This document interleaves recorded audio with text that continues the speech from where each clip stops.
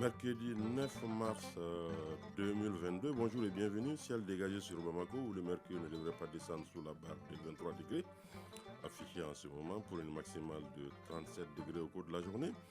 À la une de l'actualité de ce matin, le monde a célébré hier 8 mars la journée internationale de la femme. Cette année, la fête s'est transportée au boulevard de l'Indépendance pour porter haut la voix des femmes du Mali au sommet de l'État. Pour cette édition, le thème retenu est le rôle et la place de la femme dans la refondation du Mali. Le film de la journée avec nos reporters dès le début de cette édition. Et puis la chronique environnement dans le rendez-vous du mercredi à Guibou Koulibaly évoque aujourd'hui le concept de production agricole durable qui est un facteur de lutte contre la sécheresse et la désertification. Enfin en sport, football, le Bayern Munich et Liverpool valident leur ticket pour les quarts de finale en Ligue européenne des champions. Le premier corrige Salzbourg de notre compatriote Mohamed Kamara 7-1, tandis que le second est secoué par l'Inter Milan 1-0, mais il avait remporté l'aller par le score de 2-0. Voilà pour le sommaire. Les Maliens manifestent en leur manière leur soutien et accompagnement au président de la transition. Eh bien, Diakari Dia Togola a ainsi décidé de quitter à vélo Nyono pour Bamako pour remettre les couleurs nationales au chef de l'État. À son arrivée au palais présidentiel, il a été accueilli par le chef de l'État qui l'a en retour félicité pour ce geste patriotique. Le compte-rendu de la cérémonie de réception avec Aridjou Matina. La commémoration du 8 mars, journée internationale de la femme, a aussi été marquée au palais de Koulouba par cet acte de patriotisme plein de signification. En effet, Diakari Dia Togola, boulanger de son État, a quitté Nyono à vélo pour venir manifester son soutien et son admiration au chef de l'État en lui remettant le drapeau national. Ma motivation pour ces gestes n'est autre que rendre hommage au chef de l'État et l'encourager à poursuivre les actions qu'il mène pour l'émergence du Mali. Je me suis fixé cet objectif de faire ce trajet Nyonon-Bamako et Dieu merci, c'est devenu une réalité. Diakari Dia Togola n'est pas un cycliste professionnel. Il a fait le trajet Nyono-Bamako en 4 jours. Concernant le trajet, j'ai quitté Nyonon le mercredi 2 mars pour passer la nuit à Ségou. J'ai quitté Ségou jeudi pour dormir à Fana. Le vendredi 4 mars, j'ai quitté Fana pour Kassela avant d'arriver à Bamako samedi matin vers 10h. Durant mon trajet, j'ai eu une seule crevaison. C'est un sentiment du devoir accompli qui anime désormais Diakari Dia Togola qui a réussi à atteindre son objectif, à savoir pédaler de Nyono à Bamako. Je vous le disais en titre, le monde a célébré hier 8 mars la journée internationale de la femme. Cette année, la fête s'est transportée au boulevard de l'Indépendance pour porter haut la voix des femmes du Mali au sommet de l'État. Pour cette édition, le thème retenu est le rôle et la place de la femme dans la refondation du Mali. Décideurs, partenaires de société civile féminine ont fait le point des acquis et rappelé les défis à relever. Le bilan est jugé positif, mais l'application de certaines lois connaît un recul, comme celle relative à l'action aux fonctions nominatives et électives. Là-dessus, suivons le reportage de Sira Batili. Le monde se remémore et rend hommage à la femme le temps d'une journée, le 8 mars. Une célébration annuelle pour rappeler les droits de celle qui est le socle de la famille. La Journée internationale de la femme est une opportunité de faire le plaidoyer et de sensibiliser sur la cause de la femme. Un rendez-vous historique au boulevard de l'Indépendance pour mettre l'accent sur l'importance de la promotion de la femme pour le développement dans tous les secteurs. Le Mali a misé grand pour hisser les droits de la femme et faire entendre la voix de celle-ci au sommet de l'État. Wassidje Founé Koulibaly, ministre de la promotion de la femme, de l'enfant et de la famille. Cette année, le thème international retenu par les Nations Unies est l'égalité aujourd'hui pour un avenir durable. Au niveau national, nous avons retenu comme thème rôle et place de la femme dans la refondation du Mali. Ce thème est en parfaite harmonie avec la préoccupation du moment car notre pays est confronté aux conséquences d'une crise multidimensionnelle qui a ébranlé les fondements de la nation elle-même. Des avancées, le Mali en note en matière de promotion de la femme avec la politique genre ou encore des projets d'autonomisation. Cependant, la mise en œuvre de la loi numéro 052 pour l'accès aux postes nominatifs et électifs connaît un recul, un tard à corriger. Les partenaires techniques et financiers dressent un bilan positif avec un souhait d'amélioration et rassurent quant à leur accompagnement. El Gassim Wan, représentant spécial du secrétaire général des Nations Unies au Mali. Je voudrais réitérer l'engagement et la disponibilité de la MINUSMA ainsi que de l'ensemble du système des Nations Unies à vous accompagner pour qu'ensemble nous gagnions le combat visant à assurer que les femmes maliennes occupent toute la place qui leur revient dans l'entreprise cruciale de refondation du Mali. François Picard, chef de file du groupe de dialogue autonomisation de la femme, représentant les partenaires techniques et financiers. En reconnaissant que les femmes ont un rôle primordial à jouer dans la prévention et la résolution des conflits communautaires et dans le renforcement de la cohésion sociale, dans la construction des institutions fortes et pérennes, elles méritent une place importante dans la refondation de la nation et dans la consolidation de la reconstruction de la société malienne.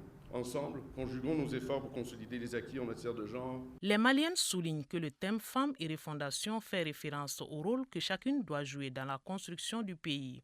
Elles apprécient les efforts consentis en matière de promotion de la femme, tout en attirant l'attention sur un certain nombre de défis comme les violences basées sur le genre avec leur lot d'impunité. Doumbia Mamakwate, porte-parole de la société civile féminine. La période de la transition est pour nous, femmes, une aubaine et une opportunité pour refonder l'État et résoudre le tissu social de la nation. C'est pourquoi nous sollicitons l'adoption des textes sur les violences basées sur le genre et le Code de protection de l'enfant. Le choix du boulevard de l'indépendance est un signal fort qui est à la fois une invite à faire de la promotion de la femme un devoir républicain. Constat du Premier ministre qui livre le message du président de la transition et la quintessence des thèmes abordés au Mali et dans d'autres pays. Dr Shogel Kokala Maïga. Notre action de tous les jours dans la réalisation du programme du gouvernement. Dans cette action, nous sommes constamment guidés par deux préoccupations. D'une part, faire en sorte que la transition profite au plus grand nombre de Maliennes et Maliens, sans discrimination d'aucune sorte. Et d'autre part, asseoir nos actes sur des fondations inébranlables pour en faire le soubassement de progrès irréversibles dans les domaines politiques, économiques, social et culturel. 3 mots à propos de la transition malienne. À nul autre, pareil.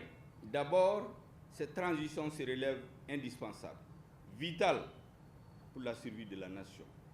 Elle ne saurait donc se ramener à renverser un ordre constitutionnel pour restaurer en lieu et place un autre ordre constitutionnel mécaniquement dans la précipitation. Le Premier ministre d'évaluer les femmes du gouvernement avec des portefeuilles pas des moindres. Elles ont pu apporter des réponses aux problèmes qui se posent à leur niveau. Je les appelle les Amazones du gouvernement. Elles sont dans le top 10 des membres du gouvernement.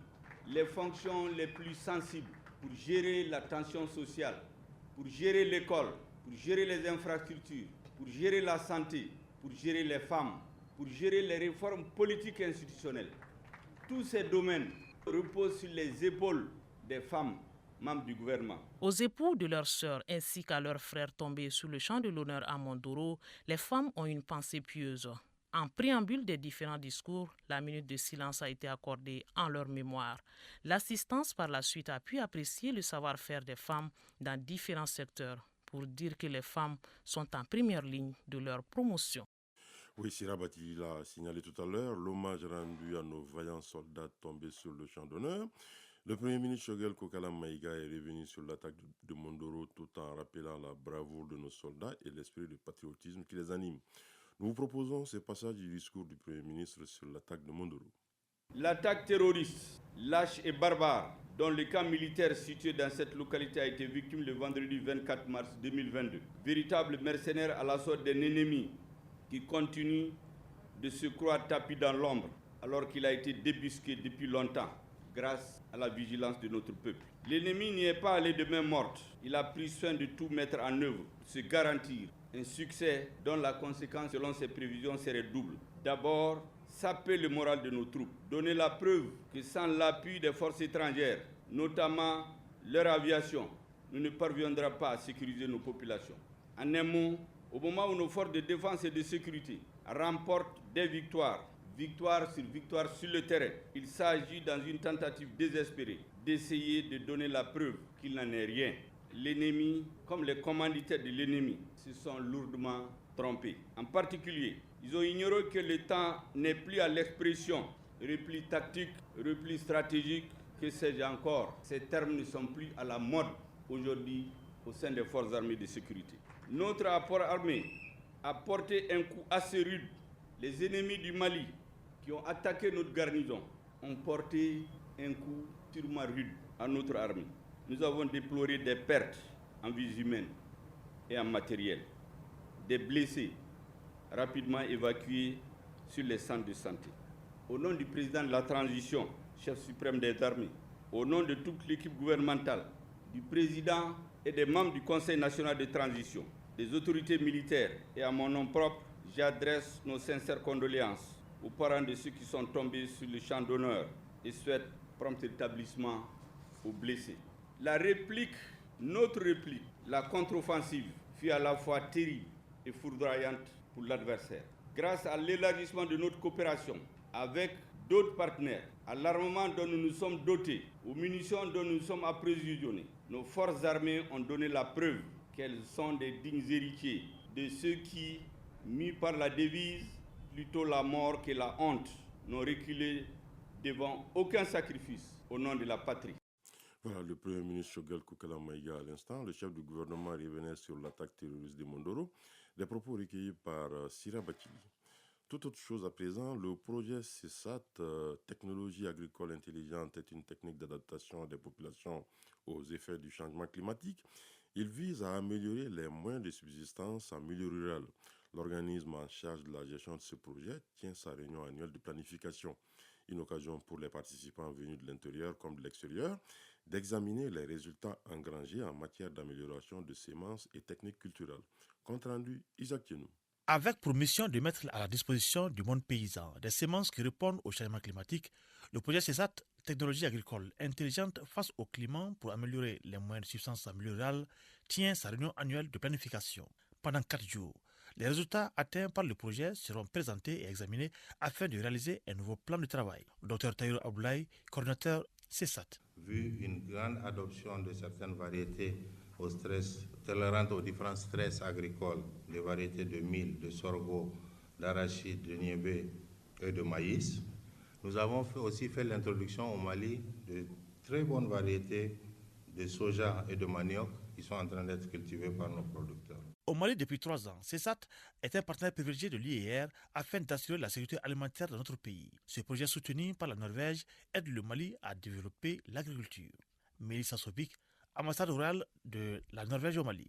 L'agriculture intelligente joue un rôle important face aux conséquences du changement climatique et l'ambassade est reconnaissante pour la collaboration avec les institutions de recherche telles que l'IITA et l'IER qui développent et fournissent des solutions pour une agriculture intelligente face à ces défis. Daniel Simeon Kelema, secrétaire général du ministère du Développement rural. Nous sommes ici pour évaluer les réalisations du projet intitulé Agriculture intelligente face au changement climatique pour l'amélioration des moyens de subsistance et la sécurité alimentaire en milieu rural, CESAT Mali, mais aussi pour planifier ses activités au titre de l'année 2022.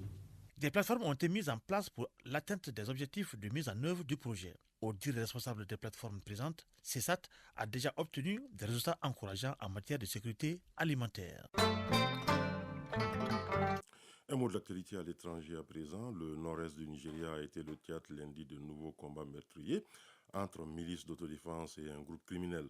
Le président nigérien Muhammadu Buhari s'est déclaré choqué par ce niveau extrême de criminalité qui aurait fait plus de 57 morts selon des sources locales.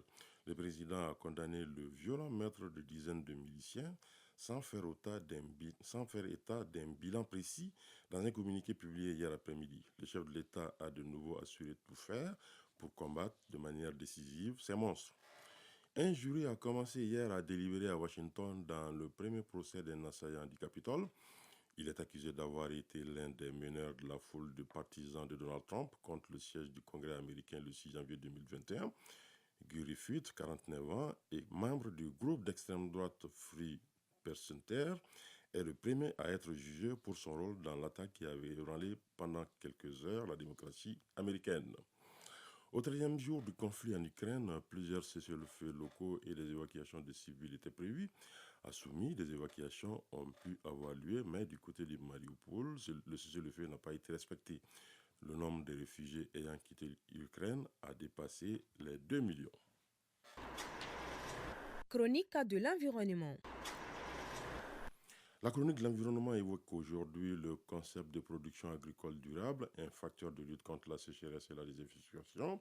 Ce concept intègre la durabilité environnementale, sociale et économique. Agriculture durable, quelles pratiques pour sortir d'un modèle intensif et résilient au changement climatique? À l'exemple de la ferme agricole expérimentale Mambi Fofana à Maribourou, dans la commune rurale du Mandin, sur 1,5 hectare, illustre parfaitement l'agriculture durable. Chronique environnement, une réalisation de Agibou Koulibaly. L'agriculture durable invite à promouvoir et à pratiquer une agriculture économiquement viable et pérenne, saine pour l'environnement et socialement équitable. Pour cela, il y a des facteurs que tout environnementaliste doit maîtriser. Mambi Fofana, ingénieur des eaux et forêts à la retraite. Le premier facteur le plus important pour moi, c'est le facteur sol. En fait, lorsque vous avez les meilleures ressources génétiques, avec l'eau en abondance, si vous n'avez pas de bonne variété, donc un bon matériel génétique, vous ne pouvez pas produire. Donc il faut faire en sorte que le matériel génétique soit performant et qu'il puisse répondre aux apports, donc aux intrants qu'on l'apporte. Par exemple, quelle que soit la quantité de nourriture que vous allez donner à un poulet, la qualité et la quantité de nourriture, le poulet n'aura jamais les performances de croissance, de poids et de taille d'un dindon. Parce que le poulet a moins de potentiel productif que le dindon. Donc la performance du matériel génétique est très très importante pour que le sol puisse effectivement contribuer à la production et la productivité. Une production agricole a forcément besoin de l'eau pour la croissance des semis, ce qui nécessite une meilleure gestion des ressources en eau. L'eau est un facteur limitant au Sahel. Donc il faut faire en sorte que l'utilisation de l'eau soit judicieuse, soit rationnelle. Pour cela, nous avons construit des cuvettes autour de chaque arbre. Et c'est à l'intérieur de ces cuvettes-là que nous arrosons. Nous avons rendu le page systématique à l'intérieur de chaque cuvette pour non seulement réduire la transpiration, donc pour réduire l'infiltration de l'eau, pour réduire en fait l'évapotranspiration au niveau de chaque arbre. Et ça, c'est la meilleure façon de contrôler effectivement aussi l'érosion et de mieux valoriser même la fertilisation organique qu'on fait. Nous avons édifié aussi une digue en terre tout autour du champ pour qu'aucune goutte de pluie tombant dans le champ ne puisse se disperser à l'intérieur du champ. Ce qui permet non seulement de servir les plantes, mais aussi d'alimenter la nappe phréatique. Il y a 3 puits ici qui ont de l'eau en abondance. Ce n'était pas comme cela au début, il y a plus de 20 ans, mais il y a beaucoup d'eau maintenant parce que la recharge est faite à travers effectivement ce système d'aménagement. Notre pays a un climat sahélien. Il est donc nécessaire de préserver la biodiversité en aménageant des pâturages naturels. Le Sahel par définition est un rivage, c'est un mot arabe, un rivage entre le sud subsaharien et le nord désertique qui est saharien. Maintenant, ce Sahel-là, c'est un climat de transition. Un climat de transition, par nature, est un climat instable. Donc, il peut être caractérisé par des déficits ou des exagérations des paramètres climatiques. Par exemple, des poches de sécheresse. La pluviométrie étant un facteur climatique. Et des études ont démontré même que tous les 3 à 5 ans, il y a une sécheresse plus ou moins sévère au niveau du Sahel. Ce facteur climatique, il faut le contrôler. Nous le contrôlons comment? En édifiant des brise-vents, des haies vives très denses autour de la plantation et en y plantant densément. Donc on essaie d'éviter le plus que possible la monoculture, surtout des spéculations annuelles, en essayant d'aller pour l'agroforesterie et surtout l'agriculture de conservation qui consiste même à ne pas labourer. Ici, on fait 0 labour pour pouvoir garder le carbone du sol. Le carbone étant un facteur de croissance extrêmement important pour les plantes. Pour corroborer tout cela, il faut la volonté politique pour la durabilité de nos productions agricoles. Mambi Fofana, ingénieur des eaux et forêts à la retraite. Comme facteur toujours à contrôler pour une productivité, une bonne production agricole au Sahel, le dernier facteur, c'est le facteur politique. Ce facteur politique est très difficile à contrôler dans la mesure où, en fait, il n'y a pas de fonds de garantie de l'État au niveau des banques pour sécuriser le prêt aux producteurs. Alors que les commerçants accèdent facilement au prêt, les banques pensent que l'agriculture présente beaucoup de risques, surtout que c'est l'agriculture pluviale qui est le type d'agriculture le plus dominant. Donc on ne prête pas aux producteurs agricoles. Cela est une contrainte majeure qu'il faut lever pour que l'agriculture puisse non seulement prospérer, pour que le Mali puisse retrouver la souveraineté alimentaire. Même l'embargo que nous subissons aujourd'hui, si nous étions autonomes par rapport à certains produits de grande consommation, tels que le sucre, le riz et d'autres denrées alimentaires, le pays serait moins sensible aux effets négatifs de l'embargo que lorsque nous n'arrivons pas à satisfaire nos besoins en produits de grande consommation. Ce type d'agriculture est possible au Mali tel que démontré dans ce champ expérimental Mami Fofana depuis 28 ans. C'est possible lorsqu'on se convainc que le changement climatique est là, que ce n'est pas un mythe, ce n'est pas un phénomène de mode, c'est une réalité qui touche tous les aspects de la vie sociale, culturelle, économique et écologique. Voilà, contrairement à ce que nous avions annoncé en titre, nous ne sommes pas en mesure de vous fournir la page sport ce matin. Toutes nos excuses pour ce désagrément, ce n'est que partie remise. Vous aurez votre page sport dans le journal de 13h. À 7h passées de 22 minutes à Auricula se referme cette édition. La coordination éditoriale a été assurée par Bourama Traoré. À la mise en onde, il y avait Mamadou Boubacar Diallo. Merci d'avoir été des nôtres. Prochain rendez-vous des infos, 13h. Vous retrouverez Tenema Monikata. Mais d'ici là, je vous propose de suivre tout à l'heure la page météo avec Mohamedou Keita. Les avis et communiqués avec Doudou Tembili. Excellente suite de programme sur l'OATM.